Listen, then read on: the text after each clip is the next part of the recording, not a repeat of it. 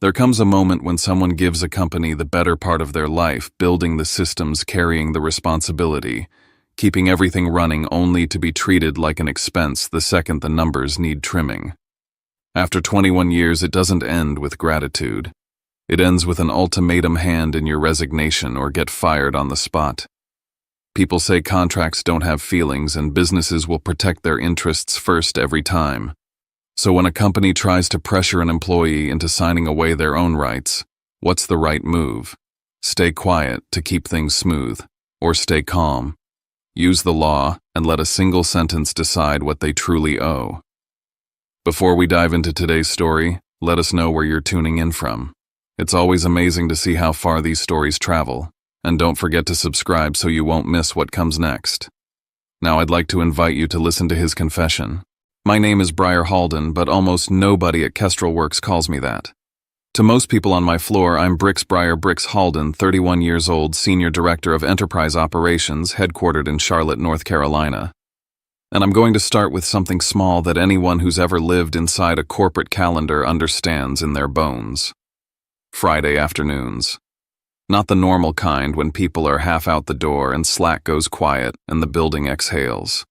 I mean the kind of Friday afternoon where a meeting appears on your calendar like it was always there. No context, no agenda, just a bland subject line and a time slot that feels like a trap. Those meetings don't show up because someone wants your opinion. They show up because someone wants your signature. Kestrel Works is an enterprise software company. We build and maintain ERP systems for manufacturing and logistics clients' plants that run on brutal schedules, warehouses that don't get to pause operations. Managers who call because an error in a dashboard isn't a number on a screen to them. It's a production line about to stall. It's a shipment that's about to miss a window. It's money burning in real time. That's the world I've lived in for years.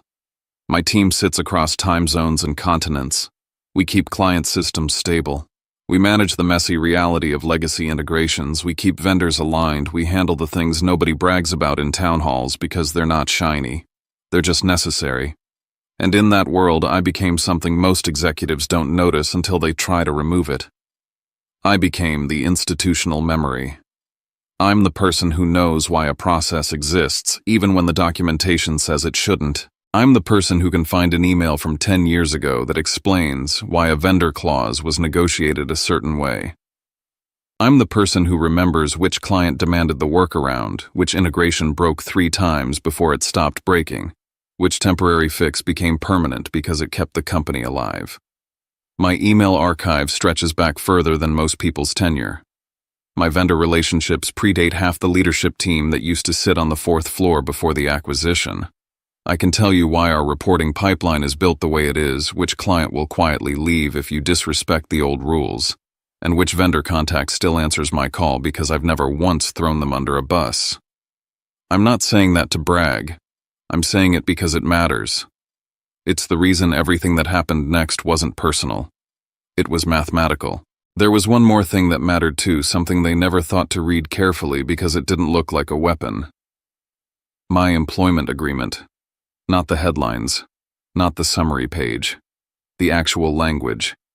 Every clause. Every appendix. Every addendum that people sign on autopilot because they want to get back to their day. I read it like it was the only thing that would still speak for me when the room went quiet. Here's the part people always ask first, the part that has to make sense or nothing else lands. How does a 31-year-old have 21 years at the same company? I didn't fall into Kestrel Works as a polished MBA with a title. I walked into it at 16 with a cheap badge and a seasonal schedule. My first job here wasn't operations. It was basic warehouse support work that sat in the cracks between departments, the unglamorous stuff. Printing pick lists when the system hiccuped, running cables, helping a stressed-out project coordinator find the right spreadsheet before a client call. I got that job because Kestrel Works had a program for local students, and because I was the kind of kid who preferred being useful over being impressive. From there, it became co-op rotations, summer stints, early morning shifts before classes, late-night deployments that someone needed a responsible pair of hands for. Then college. Then a full-time offer. Then years where I barely noticed the calendar flipping because the work never stopped. On paper inside the HR portal, where everything is clean and bloodless, my tenure is continuous. Every phase has an employee ID, a payroll record, a trace. I never left. I just grew up inside the same system. Kestrel Works wasn't just the place that paid me. It's where I learned how companies actually breathe, how they lie, how they justify, how they decide who matters, how they pretend it's all strategy when it's really fear and ego. That's why when Vantrell Dominion Partners acquired us, I didn't need anyone to explain what was coming. The announcement day was staged like a celebration. The town hall was bright, perfect lighting, flawless slides, the kind of polished optimism that tries to make people feel lucky to be owned. The auditorium smelled like coffee and new carpet cleaner, and Cade Loring, our new CEO, stood on stage like he'd been hired for his posture alone. 35 sharp suit, perfect teeth, the kind of confidence that sounds like certainty even when it's built on nothing. He said all the right words: partnership, synergy, investment, stability. Nothing fundamental is going to change. Your positions are secure. We value the culture here. We're committed to preserving expertise. If you've worked long enough, you learn that nothing will change is corporate language for everything is about to change. And we need you calm while we set the table. Behind Cade stood Mason Quell, our new CFO. 33 eyes like they were trained to see people as line items. He didn't smile much. When he did, it didn't reach his face. He looked at the room the way someone looks at a budget that needs trimming. And then there was Rourke Vale, the new COO 37, built for authority voice that didn't invite conversation so much as demand compliance. He spoke the way people speak when they've only ever been rewarded for being unbothered by consequences. HR, of course, had a new face too, Janine Merritt. Soft tone, crisp sentences, the kind of calm that makes you feel like you're being escorted out of a building even when you're still standing inside it. I sat in the crowd and listened. I clapped at the right moments. I watched the faces around me, the older employees trying to believe it, the younger ones trying to look excited, the middle layer trying to figure out who would survive the first cut. And I went home that night and did two things. I updated my resume because denial is expensive. Then I started documenting everything because being right without proof is just a story nobody has to respect. It wasn't dramatic, it wasn't emotional, it was methodical. I created folders, clean names, clear dates. I saved every email exchange that had even a hint of relevance. I took screenshots of meeting invites that appeared and disappeared. I exported calendar changes. I kept copies of policy updates. I made notes after conversations, who said what, when, and where. I captured org chart revisions. I saved the versions of my job description as they existed before someone optimized them. I backed everything up in more than one place. Encrypted drives, a printed binder in a safe deposit box, a second set of hard copies at home. The rule was simple: if one day I got locked out of the system, I would still have the history. Most people don't think that way until it's too late. They assume their work will speak for them. They assume HR is neutral. They assume leadership plays fair. I didn't assume anything, because I'd seen what acquisitions do. Not just once, not just in theory. I'd watched competitor companies get gutted like fish, experienced employees removed, replaced by younger talent with cheaper salaries and smaller questions. The playbook is old and it's effective. The trick is getting people to leave voluntarily. You don't fire them if you can pressure them into signing away their rights. So that night, while my laptop hummed and my living room sat quiet, I logged into the HR portal and started pulling every document tied to my employment. Most of it was what you'd expect: benefit summaries, W-2 access, performance review, history, old acknowledgments. But buried deeper under a tab that most people never click unless they're doing taxes or disputing something was a file labeled like it was nothing. An appendix. A dusty addendum from years ago attached to my employment agreement and updated when my compensation package changed. It wasn't flashy. It wasn't bold. It didn't announce itself as important. Which is exactly why people ignore it. I opened it, read it once, then read it again, slower. I printed it not because I was dramatic, but because paper can't be deleted from a server. I slid it into a folder and wrote one word on the tab in black ink: contract. And I didn't tell anyone what I'd found. Not yet. I wasn't even sure how it would matter. I just knew it would. The first real sign they'd started moving came a few days later, and it wasn't loud. It was absence. I stopped getting copied on certain email chains, ones I'd been on for years. A strategic planning session I always attended suddenly had a new owner, and my invite got quietly removed like an error being corrected. A meeting I'd chaired for multiple quarters was canceled on my calendar with a bland note reassigned. No explanation, no conversation, no respect. Just a silent reshuffle that told me everything I needed to know. They weren't here to build. They were here to cut. And then late one afternoon I received an email with a subject line so harmless it could have been a lunch order. Operational Alignment Meeting. The recipient list told the real story. It was missing names. The names of the people who'd been here long enough to remember the last time the company tried to reinvent itself and nearly broke in half. The names of the people who understood the systems deeply enough to push back. The email looked clean, innocent even. But I knew what it was. The first round. And once I saw that list, I stopped wondering if they were coming. I started counting down to when they'd reach me. The first layoffs didn't happen with a bang. They happened with polite language and locked doors. It was a Tuesday morning early enough that people were still carrying their coffee like a shield. The elevators opened and closed with the usual rhythm. But something felt different. Too many managers standing in quiet clusters, too many forced smiles, too many people checking their phones like they were waiting for instructions. By lunchtime, 15 employees were gone. Not gone in the way people quit and send a farewell email. Gone in the way the building erases them. They were called into private meetings one by one. Their badges were collected. Their laptops were handed to IT. Their accounts were disabled within hours. Slack icons went gray. Names disappeared from shared documents like they'd never been there. Janine from HR called it organizational realignment. She said it with the same calm she used when reminding people to submit open enrollment forms. She didn't raise her voice. She didn't flinch. It was clean. Efficient. Quiet. And because it was quiet, it was cruel. The people they targeted weren't the ones making mistakes. They were the ones making more money, the ones with long tenure, the ones whose knowledge didn't fit into a slide deck, and the consequences showed up immediately because Kestrelworks isn't a company where you can remove experience like a broken part and expect the machine to run.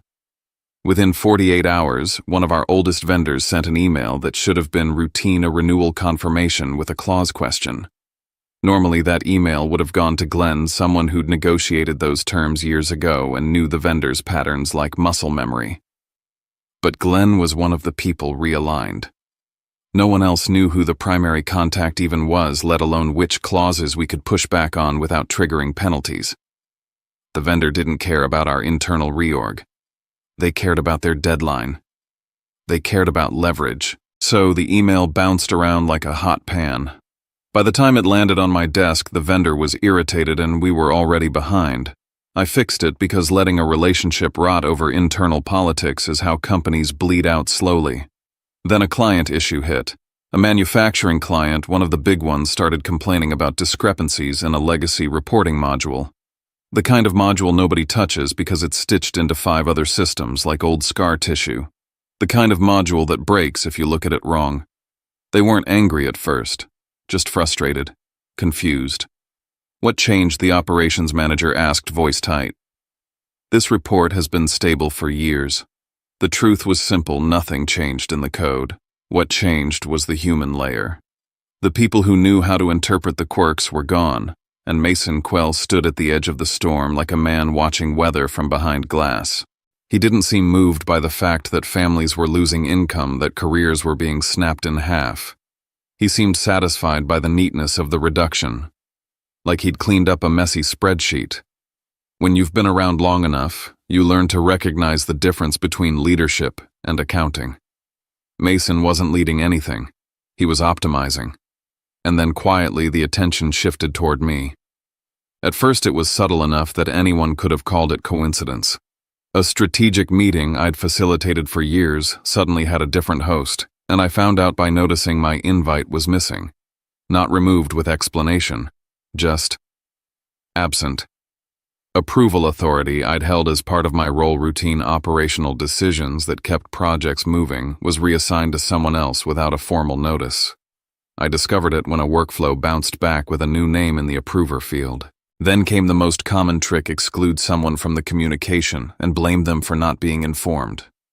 A major client project thread moved forward without me. I wasn't copied, I wasn't tagged, I wasn't asked for input. Then in a meeting, Rourke turned his head and asked in that tone people use when they want an audience to notice your failure why I hadn't raised concerns earlier. I looked at the screen where the email chain was projected. My name wasn't on it. I could have snapped. I could have made it a scene. It would have felt satisfying for about 5 seconds. Instead, I said evenly, I wasn't included on that thread. Rourke's mouth twitched like he wanted to argue, but he didn't. He moved on, leaving the implication hanging in the air anyway. That was the point. You don't have to prove someone is incompetent. You just have to make it feel plausible. Then they introduced the replacement narrative. Tanner Wicks. 27, polished, confident, bright-eyed in that way that looks like competence from far away. His resume was clean. His speech was sharper than his understanding. He had the kind of energy leadership loves because it sounds like obedience dressed up as ambition. In a normal world, Tanner would have been mentored given time asked to learn. In this world, he was positioned. He was the fresh perspective, the modern approach, the symbol they could point to when they wanted to suggest I was the past. I met Tanner properly in a department meeting where he presented a plan to streamline our operational workflows. The plan looked good on slides. It was built on incomplete data and assumptions that only make sense if you've never had to answer a client call at 2 a.m. Halfway through the meeting, Rourke leaned back and said with a smile that wasn't quite a smile, "This is the kind of thinking we need. We can't keep clinging to the old ways." The room went still in that quiet corporate way where nobody wants to be the person who breathes wrong. Eyes flicked toward me for a fraction of a second, then away. Everyone understood who he was talking about. I didn't react. I didn't defend myself. I didn't argue. I opened my notes and wrote the sentence down exactly as he said it. Word for word, date, time, attendees. Then I kept watching. The first real break, the kind that turned suspicion into certainty, came from a mistake so simple it almost felt like the universe getting impatient. I received an email that wasn't meant for me. It wasn't a dramatic leak. It wasn't a whistleblower confession. It was a file attached to a chain that got forwarded to the wrong distribution group during a rushed back and forth. A slide deck. I opened it expecting nothing the way you open most corporate attachments. Then I saw the table. Cost tiers. Employees categorized by compensation band with notes that were supposed to be internal shorthand, the kind executives use when they think language can wash blood off numbers. There was a column with a phrase that made my stomach go cold, not because it surprised me, but because it confirmed everything. Legacy high comp, low replaceability risk. My name was there. Not under performance. Not under leadership. Not under value. Under cost. Next to it, a note that looked like someone thought they were being clever. Role can be rescoped. That was the plan. Strip responsibilities, redefine the job offer, a smaller title, lower pay, and call it alignment. When I refused or broke under pressure, they could say I chose to leave. I didn't stare at it long. I didn't let myself drift into emotion. I did what I'd trained myself to do from the first night after the town hall. I saved it. I preserved it. Then I forwarded it to Maris Calderon, my employment attorney, with one sentence in the body of the email. "They're building the trap to make me walk out on my own." Maris replied fast, as if she'd been waiting for this proof. "Good. Don't respond to anyone internally about this. Keep documenting. We'll use it when the time is right." That same night, I pulled out the folder I'd labeled contract. I reread the appendix I'd printed from the HR portal, the one most people never bothered to look at. This time I didn't read it like an employee. I read it like someone trying to survive an organized demolition. The language was clear enough to make my throat tighten. Change of control. Good reason. If a change of control occurred in acquisition, and within a defined window my compensation or responsibilities were materially reduced, I had rights tied to that reduction. Not vague, we'll see what we can do promises. Actual contractual triggers. They were trying to push me out in the cheapest way possible. And the cheapest way was exactly what that appendix was designed to address. For the first time since the town hall, I felt something close to calm. Not relief, not happiness, just clarity. Because I finally understood the shape of the fight. It wasn't going to be won by arguing with Rourke in a meeting. It wasn't going to be won by trying to make Mason feel human. It wasn't going to be won by appealing to fairness. It was going to be won by paper and timing. The next morning, Tanner presented his streamlined operational plan to a client team. He used a dataset that was missing key variables tied to legacy integrations. It wasn't malicious. It was ignorance with confidence, a dangerous combination in our world.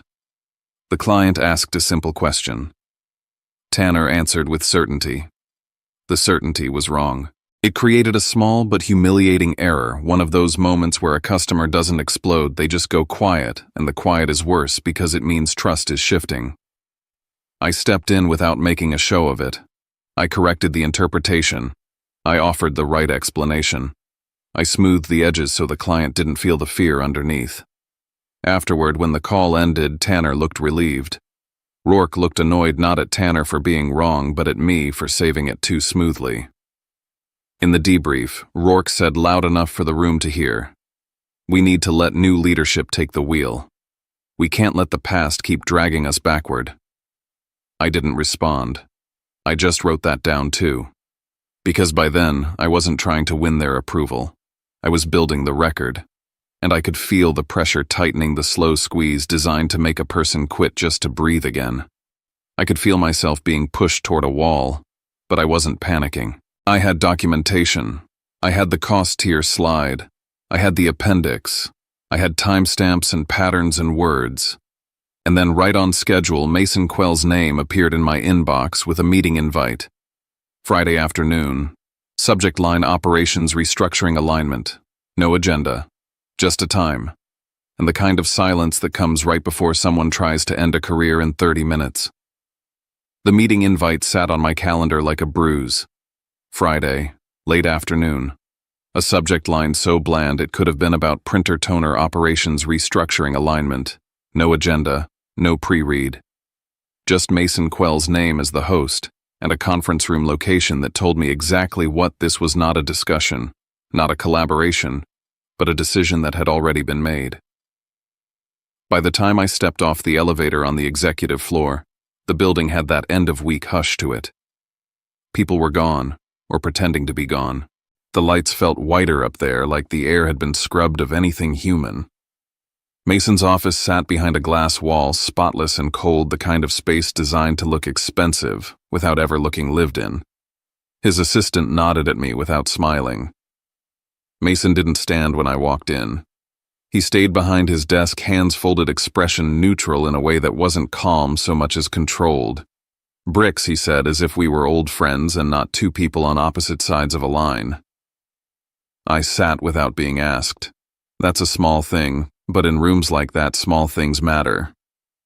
You give up your posture, you give up the pace, you give up the feeling that you belong there. Mason leaned back slightly and started talking in that slow, rehearsed way that always signals someone is about to present a problem as a favor.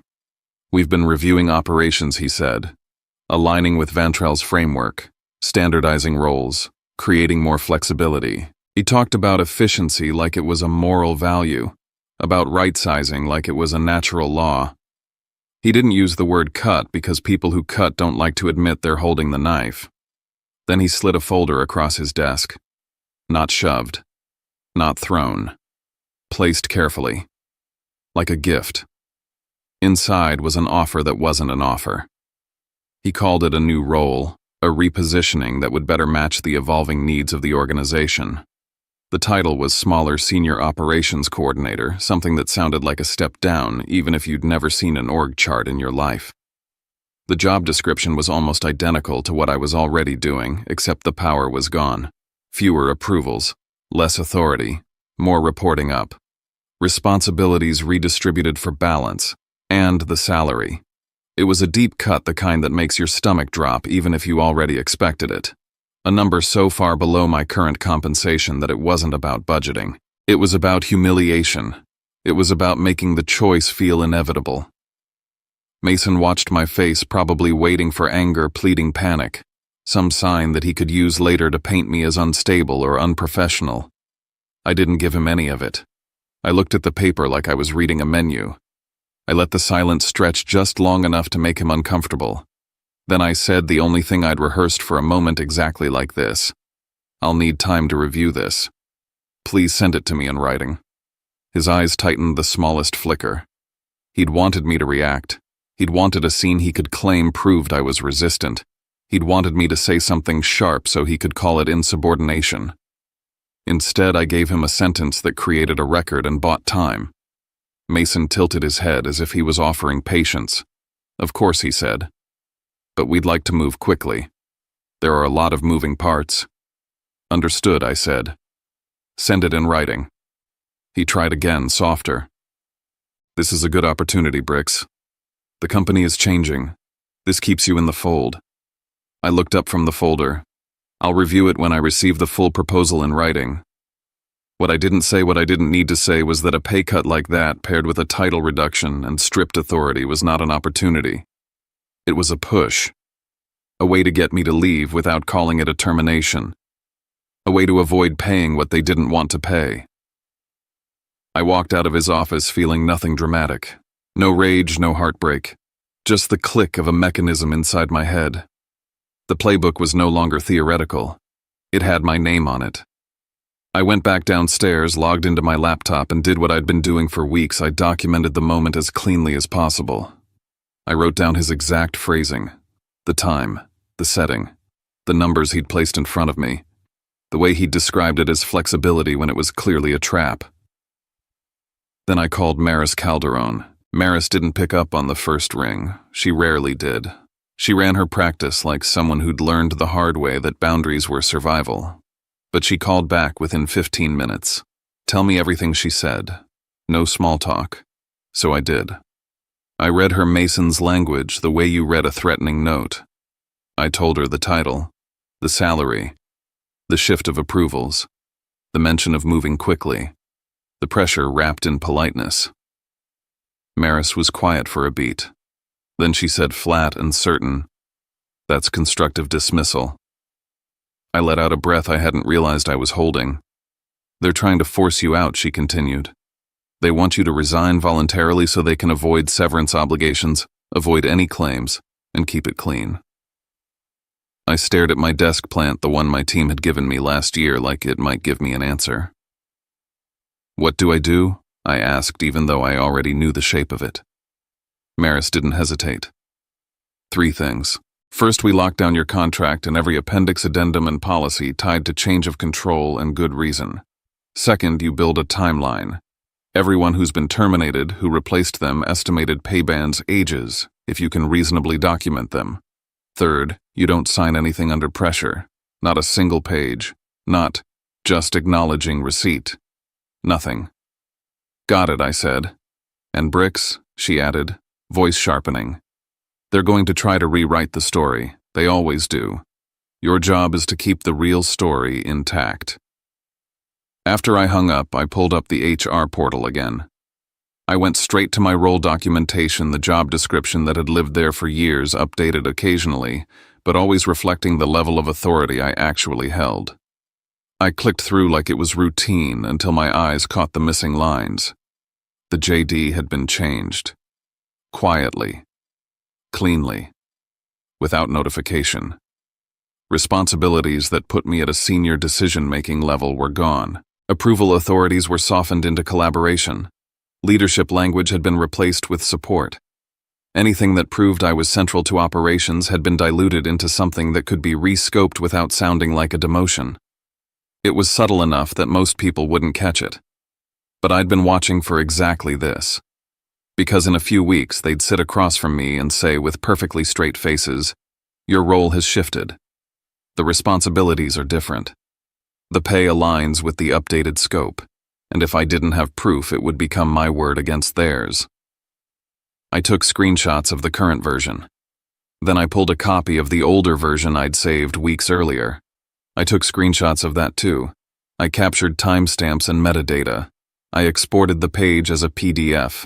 Then I emailed the entire bundle to Maris with a subject line that said exactly what it was. They changed my job description without notice, before and after attached. Maris replied with 2 words. Perfect. Keep going. That night, my phone buzzed with a message from Nina Park.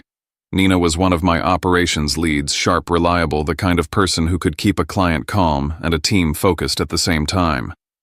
Nina didn't gossip. She didn't exaggerate. If she reached out, it was because something real was happening. Her text was short. No greeting. No filler. Be careful. They're asking HR for your performance data, not to review it, but to find language to use against you. I stared at the message for a long second. It was the confirmation I hadn't wanted but had been expecting. They weren't looking for truth. They were looking for phrases. Words that could be lifted out of context, polished, and presented as evidence of misalignment. I typed back slowly. How do you know? She replied almost immediately. I heard it in a meeting. They want something that justifies the restructure. Don't give them anything off the record. Use email. Use policy. Use documents you already have rights to access. I didn't ask her for files. Nina was already taking a risk by warning me. Asking her to cross a line would put her in danger and taint anything she provided. Instead, I thanked her. Quietly. Then I opened my folder again, the one labeled contract, and I laid the pieces out mentally like a mechanic looking at an engine. I had the cost tier slide. I had the appendix with change of control language. I had evidence they were stripping my job description. I had the pattern of exclusions and the timeline of cuts. I had Nina's warning that they were hunting for wording. What I needed next wasn't a long explanation. It wasn't a speech. It wasn't an email chain where I poured out frustration and gave them something to misuse. What I needed was a sentence. Maris had hinted at it during our call, a strategy built on timing and precision. She didn't want me charging in. She wanted me waiting, letting them take the next step, letting them expose themselves. So I started drafting something simple. Not a resignation letter yet, not in final form. Just a framework. One line that controlled when anything became real. One line that didn't argue. One line that didn't plead. One line that would force them to deal with obligations they'd been hoping to avoid. I wrote it, deleted it, rewrote it, then saved it in a folder that wasn't on my work system. I didn't send it to anyone. I didn't even print it. I just put it in position the way you place a key in a lock before you're ready to turn it. The following Monday, an email arrived in my inbox from Janine Merritt in HR. The message was short and careful. Please report to Conference Room D immediately. No greeting, no context, no explanation. And it wasn't an invitation. It was a summons. I stared at the screen for a long second, then closed my laptop with deliberate calm. I stood up, smoothed my shirt, and walked out of my office like I was going to any other meeting. Because I'd been waiting for this moment since the day Cade stood on stage and promised nothing would change. When a company forces someone to choose between resigning and being fired, they think they're closing a door. Sometimes they're opening one. The days after that HR email felt like living inside a staged photograph. Everything looked normal if you didn't know where to look. People still smiled in the hallway. Calendars still filled up. Slack still chirped. The coffee machine still hissed and sputtered like it always had. But the tone was wrong. Polite in a way that wasn't kindness. Polite in a way that felt like fear. Conversations ended too quickly when someone senior walked by. Laughter sounded a half-second late. Doors closed softly but firmly. And my calendar was being carved into something smaller. Meetings that mattered, client escalations, vendor negotiations, cross-functional sessions where decisions actually got made started disappearing from my week. Not all at once. One by one, in their place appeared check-ins. 15 minutes, 20 minutes. No agenda. A recurring slot with someone who used to work for me now touching base as if I needed supervision. It was a slow squeeze, a controlled erosion designed to make me doubt myself, doubt my position, doubt my worth, to make the job feel like a room with less and less air. I didn't panic, I didn't lash out. I shifted fully into collection mode, because I could feel what they were building. They weren't just trying to push me out.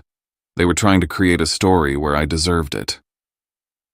The first attempt came through operations itself, through a gap they created on purpose. One morning I got a notification that a key approval step in a deployment workflow had been reassigned. It wasn't dramatic, just a change in a drop-down field. The approver for a specific gate one that historically came through my office was now Tanner Wicks. No announcement, no email, no meeting. Just a silent transfer of responsibility. 2 days later, a major manufacturing client reported a data mismatch in an inventory reporting module tied to their supply chain forecasts. It was one of those issues that looks small until you understand what it does to a plant schedule. The numbers were off. Not by enough to trigger a total shutdown, but enough to make a client stop trusting the system. Rourke called an emergency meeting. The room was full. IT, client success, a couple of project managers, Tanner sitting upright like he was about to prove himself. Me on the far side of the table watching the way Rourke's eyes moved. Rourke didn't ask, what happened? He asked, why didn't we catch this? The phrasing mattered. It was an accusation disguised as a question. Then he turned to me just slightly as if it was natural. Bricks, he said, this used to be under your oversight. Why wasn't it controlled? For a fraction of a second I felt the heat in my chest, the instinct to defend myself with words. To explain the reassignment, to point out the trap, to make it clear to everyone in the room what he was doing. But words are easy to distort. Words become tone. Words become attitude. Words become resistance. So I didn't argue. I asked one calm question. Can we pull up the workflow history for the approval change? Rourke's jaw tightened almost imperceptibly. The project manager fumbled through the system and pulled up the audit log. There it was, time-stamped, undeniable. The approval reassignment, the date, the exact minute, the account that made the change. It wasn't me. Rourke didn't apologize. He didn't acknowledge the implication. He just nodded as if we'd checked a box and moved on. That was how he operated. Never admit, never concede, just pivot. But the room had seen it. Not everyone would say it out loud. But they'd seen the shape of the game. After the meeting, I went back to my office and did what I'd been doing for weeks. I built the record. I exported the audit log. I saved the email chain that accompanied the workflow update. I pulled the meeting invite and wrote notes from the conversation while it was still fresh. I created a timeline date. The approval moved date, the client flagged the mismatch date, Rourke called the meeting the exact wording he used. Then I sent it all to Maris, evidence first, emotion never. While that was happening, HR started moving in parallel. I got an automated notification from the HR portal, performance documentation updated. That was the kind of message that makes your skin prickle when your file has been clean for years. I logged in immediately. Buried in the notes section where most employees never think to look was a new entry, no formal write-up. No clear incident, just vague language that sounded harmless if you weren't paying attention. Needs modernization. Resistance to new structure. May not align with evolving operational methodologies. It was poison with a smile. It wasn't specific enough to challenge easily, but it was specific enough to be cited later. A seed planted so that when they said we made difficult decisions, they could point to a pattern they'd created themselves. I took screenshots. Then I requested in writing a complete copy of my personnel file under the policy that allowed employees to access their records. I noted the timestamp of the update and compared it to the recent org chart changes. The timing wasn't random. It never is. 2 days later, the third confirmation arrived in my inbox, delivered by someone else's carelessness. An internal email chain got forwarded to a distribution group that included me. I don't know whether it was a rushed assistant, a misclick, or a panicked executive trying to move too fast. All I know is it landed where it shouldn't have. The language wasn't profane. It didn't need to be. It was corporate, measured, and cold enough to make the intent obvious. reduce legacy payroll burden, replace with lower-cost talent, normalize compensation bands. Those phrases sat on the screen like a confession written in a dialect that only executives think is invisible. My name wasn't highlighted in red. Nobody wrote "get rid of bricks." They were smarter than that. But there was a reference table attached, another version of the cost tier framework I'd already seen, and a single line that made my hand go still on the mouse. BH situation resolved before Q4. My initials. My timeline. My life reduced to a task on a corporate checklist. I saved the email with full headers. I exported it. I stored it offline. I preserved metadata the way Maris had taught me, because in a fight like this, I saw it as never enough. Not long after, I ran into Nina near the break room. She didn't stop. She didn't look at me for long. She kept walking like we were strangers passing in a hallway. But as she passed, she said low enough that only I could hear. "They've got a folder. The same folder they used on the others." I kept my face neutral. "What kind of folder?" Her eyes flicked once, quick and sharp. "Resignation papers. Release language. Severance that's identical for everyone. They give you a deadline so you'll sign without reading. Don't." She didn't wait for my response. She kept moving. That was Nina's gift to me. Not documents, not leaks. A warning timed precisely, delivered in a way that couldn't be traced. I went back to my office and sat down with a strange calm settling over me, because now I had the full shape of it. They were building a case. They were creating gaps in oversight and trying to pin operational failures on me. They were rewriting my personnel file. They were speaking about reducing legacy payroll like it was a public service. They were preparing a standard severance folder to push across a table and act like it was generous. And they were doing it all with the assumption that I would be tired enough, scared enough, or ashamed enough to take the easiest exit. So I upgraded my strategy. That night, Maris and I went through my contract line by line on a secure call. We didn't talk about feelings. We talked about triggers, definitions, time windows, obligations, base pay through lawful separation, accrued PTO, expense reimbursements, bonus language and payout conditions, equity and change of control vesting, severance tied to good reason within the defined period after acquisition, attorney fees, penalties for late payment where applicable. I built a spreadsheet with multiple tabs, each one a category, each line item tied to documentation, contracts, policy pages, emails, performance metrics, client revenue numbers, anything that could anchor a claim in reality. It wasn't glamorous work. It wasn't satisfying in the moment. It was armor. By the end of the week, I received another email, this one from an executive assistant, the kind of message written to look routine while carrying a blade. "Please meet in conference room C at 3:15 p.m. No context, no agenda. Just a time and a room. I stared at it and felt something shift inside me. Not fear. If anything, it was the opposite, the sensation of watching a train arrive exactly where the tracks said it would. Because I wasn't guessing anymore. I wasn't hoping they'd change their minds. I wasn't waiting for fairness to show up. I'd stopped expecting them to be decent. And once you stop expecting decency, you can plan with clarity. I opened the folder on my personal drive where the short letter sat still, unnamed, still not printed. I read the sentence again slowly. I made one small adjustment, not to make it dramatic, but to make it precise. Then I closed the file. I didn't print it yet. I just left it there ready. And I told myself the same thing I'd been telling myself since the day Cade promised stability under bright lights. When they tried to force me to choose between resigning and being fired, they believed they were controlling the outcome. What they didn't understand was that I'd already started writing the rules they were about to step into.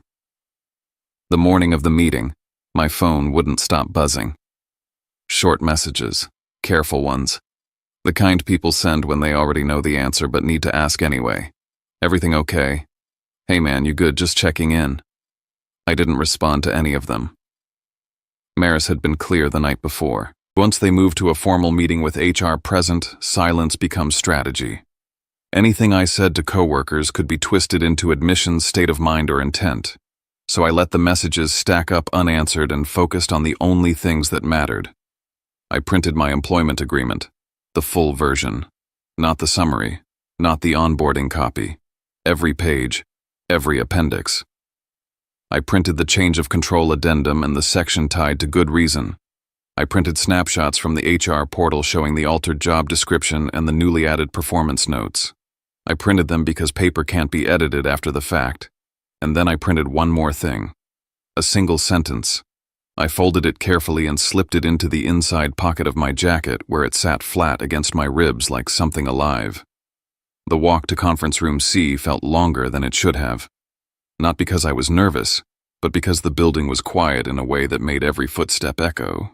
When I pushed the door open, the scene inside confirmed everything I already knew.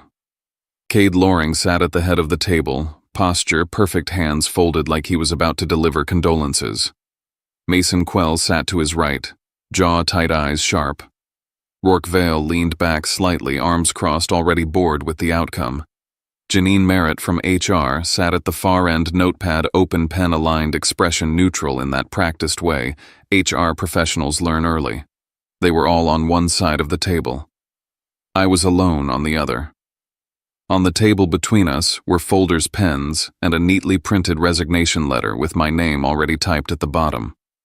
Cade started, voice smooth, sympathetic, rehearsed. "Bricks, thank you for coming in. We appreciate your time today." He spoke slowly, carefully, as if every word had been approved by counsel. "As you know, the company is undergoing restructuring following the acquisition. We've taken a hard look at our leadership model and where we need to go moving forward. These decisions weren't made lightly." He paused, letting the silence do some of the work. "We've decided it's time to move in a different direction." Mason slid the folder toward me with 2 fingers. "We're offering you 2 paths," he said. "Option 1, you resign effective immediately. We'll provide a small severance package and a neutral reference. Clean exit." Rourke leaned forward just enough to be seen. "Option 2, he added, we terminate your employment as part of the restructure. No severance. And we document it accordingly." The message was clear even without the words. Resign or be fired. Cade nodded, as if this were all very reasonable. "This is the best way to leave with dignity," he said. I didn't open the folder. I didn't touch the pen. I didn't look at the resignation letter they'd prepared for me. Instead, I looked at them. "I don't agree with your assessment," I said calmly. Cade tilted his head. "Are you saying you don't believe you're aligned with the new model?" "I'm saying I don't agree that my role is redundant," I replied. "And I don't agree that the conclusions you're drawing reflect my performance or responsibilities." Mason jumped in quickly, the way people do when they want to steer the conversation away from substance. "This isn't about fault, it's about fit." "Then please put all proposals in writing," I said. "I'll review them." Janine glanced at the clock on the wall. "You have 30 minutes, she said evenly. Mason tapped the pen against the table. "This is a formality. Just sign, and we can all move on." That was the moment I recognized exactly where I was. The same room others had been led into. The same language, the same pressure, the same artificial urgency designed to shut down careful thought. I took a breath and said the sentence that made the air change. "I'll resign." The reaction was immediate. Cade's shoulders relaxed.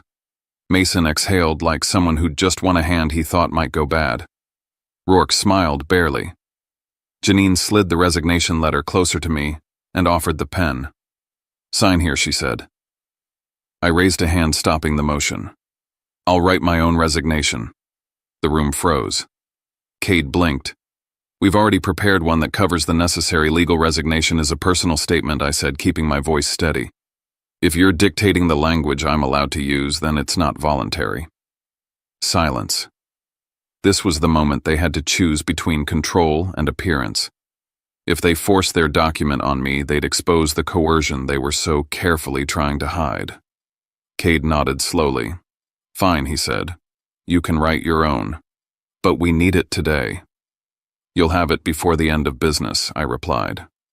I stood, collected my papers, and walked out of the room. Behind me, they were already celebrating quietly.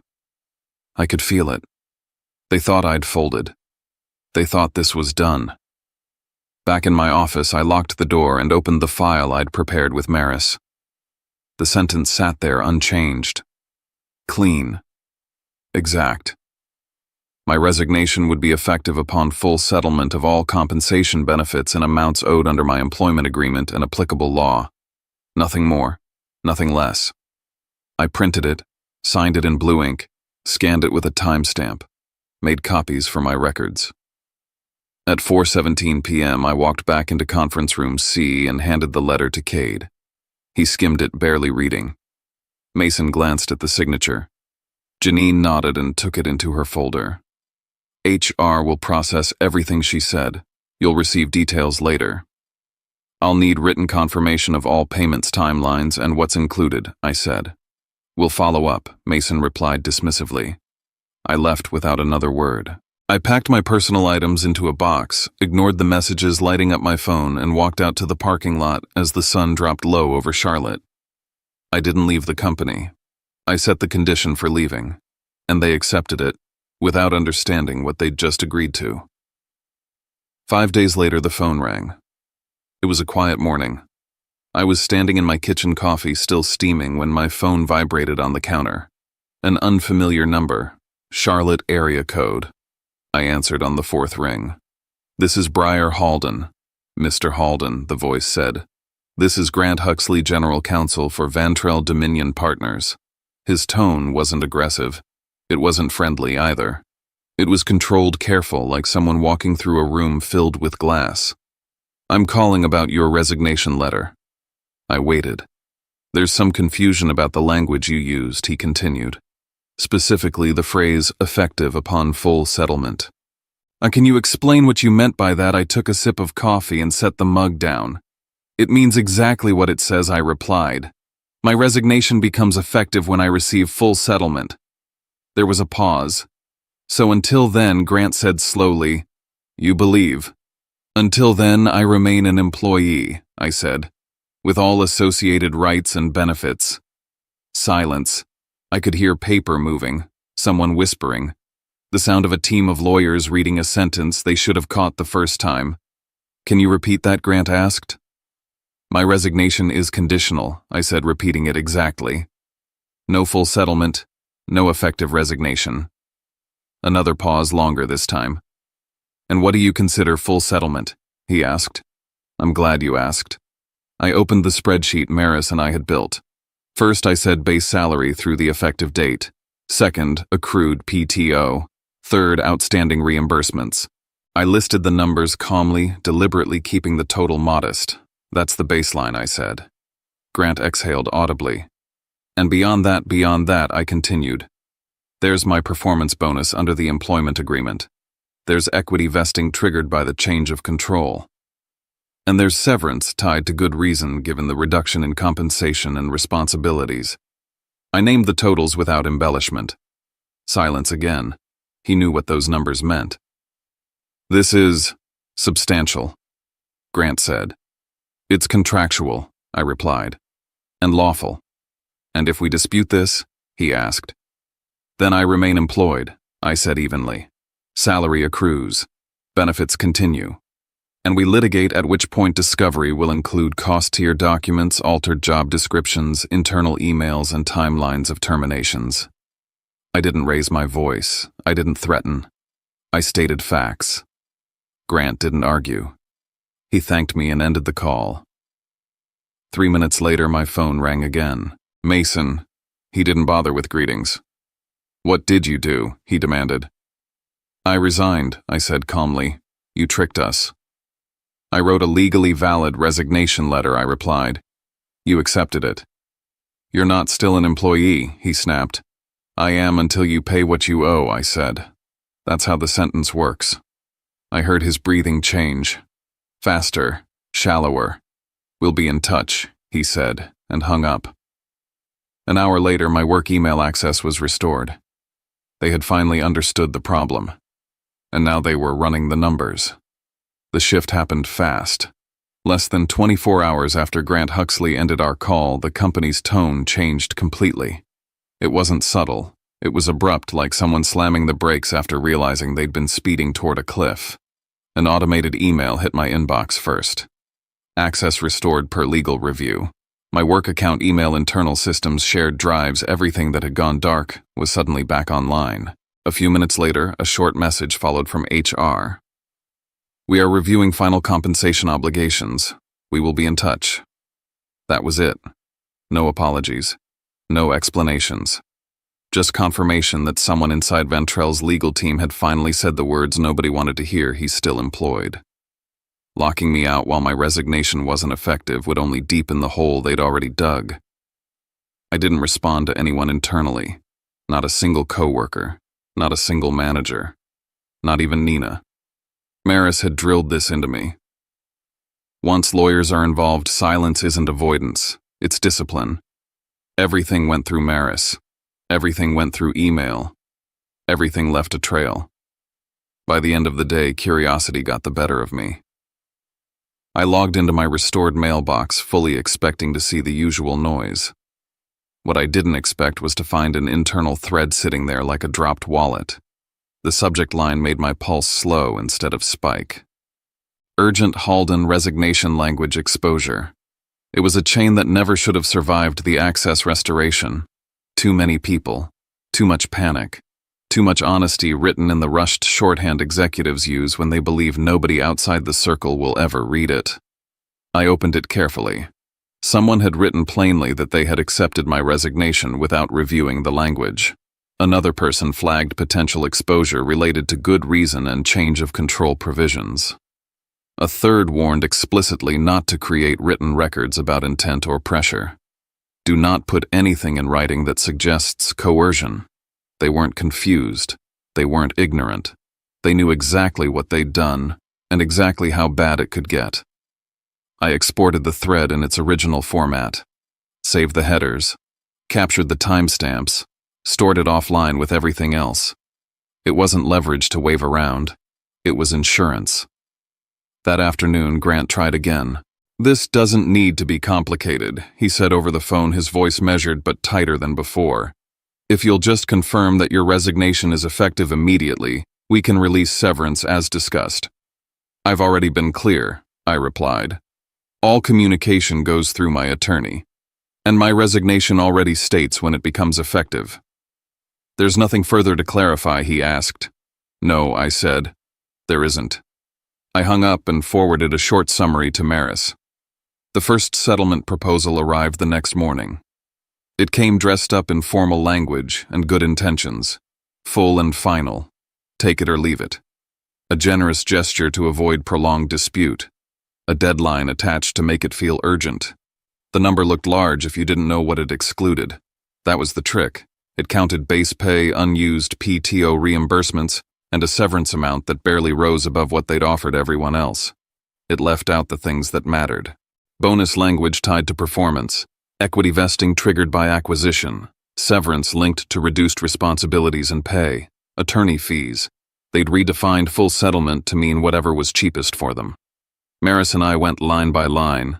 She didn't raise her voice. She didn't editorialize. She simply pointed out where they'd replaced contractual definitions with their own convenient versions. They weren't negotiating yet. They were testing. So we responded with structure. The demand package we sent back didn't sound emotional or angry. It sounded boring, corporate, unavoidable. A summary table broke down every category of compensation. Each line referenced the exact clause or appendix that supported it. Performance metrics backed the bonus calculation. Vesting language supported the equity. Dates aligned with the change of control window. We included payment method, timeline, wire instructions. At the top, one sentence set the tone. This request reflects contractual obligations. No additional compensation is sought. Then we waited. That was the part they hated most. Every day that passed without payment meant I remained employed. Salary accrued. Benefits remained active. Retirement contributions continued. Each delay increased their cost and deepened their exposure. I didn't phrase it as a threat. I phrased it as a fact. The meter is running. The second offer came 2 days later. Higher, more careful, still incomplete. This time they tried to draw a line around something else. No letter of recommendation from the CEO, neutral reference only. That told me exactly where their fear had shifted. Money was one thing, reputation was another. They'd already planted language in my HR file suggesting I was outdated, resistant, misaligned. A neutral reference would quietly preserve that narrative. It would let them say nothing publicly while letting the implication linger. I wouldn't allow that. Maris sent the response. A letter of recommendation on company letterhead signed by the CEO confirming performance and contribution. Mutual non-disparagement. Full payment as defined by the contract. Attorney fees included. Nothing extra, nothing punitive. Just clean closure. Grant replied late that evening. We'll return with a final proposal. I read it once, then closed my laptop.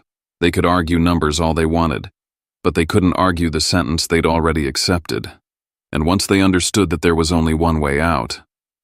Grant called close to 9 that night. His voice had changed again.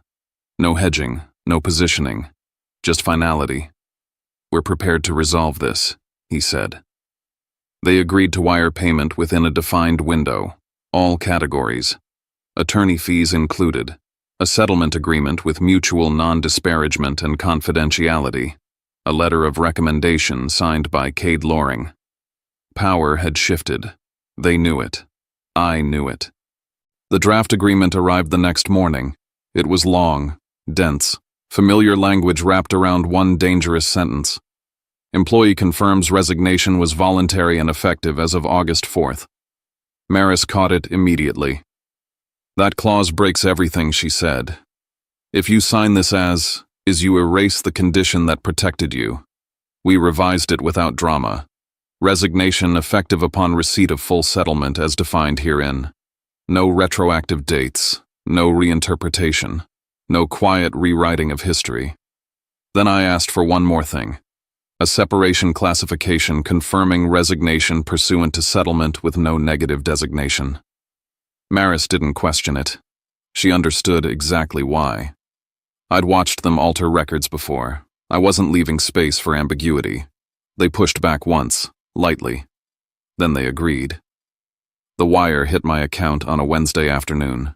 No ceremony, just a bank notification and a balance change. Later that day, a FedEx envelope arrived.